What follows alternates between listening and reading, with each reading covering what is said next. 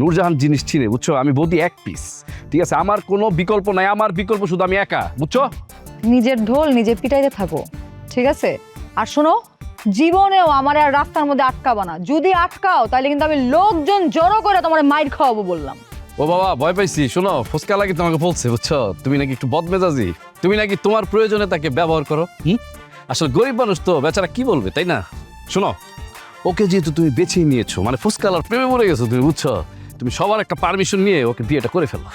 আর শোনো, তোমার তো ভাই বোন নাই, তুমি যদি মনে করো বিয়ে করে ঘর জমায় রেখে দাও, তাহলে কিন্তু মনে করো তোমাদের বাসার জন্য ভালো হবে। মানে আমি সমর্থন করবো তোমার পক্ষ হয়ে। বদি, আমার মাথায় কিন্তু রক্ত উঠা যাইতেছে। তুমি আমার চোখের সামনে থেকে যাও, নাহলে কিন্তু খুব খারাপ হয়ে যাবে বললাম। ভাই ভাই, তুমি কি বললা? বদি, বদিকে? হ্যাঁ, বদি ভাই বলো। আমি তোমার সিনিয়র, বড়দের সম্মান করবা। তুমি সিনিয়র হইলেও সম্মান পাওয়ার জন্য উপযুক্ত ছেলে না। বাসায় যাবো, বাসায় যেয়ে তোমার নামে আবার আমি বদনাম করবো। খালুর কাছে যেয়ে তোমার নামে আমি বিচার দিব, তারপরে খালু কি করবে সেটা তুমি ভাবতেও পারবা না। আই মিন, তুমি কি মানে আমার শ্বশুর, আমার ফ্রেন্ড, তার কথা বলছো না? ঠিক আছে, তুমি তোমার আম্মুকে নিয়ে যত খুশি তত আমার নামে কমপ্লেন করো, বুঝছো? দেখো কিছু করতে পারো কিনা, আমার তো মনে হয় কোনো লাভ হবে না।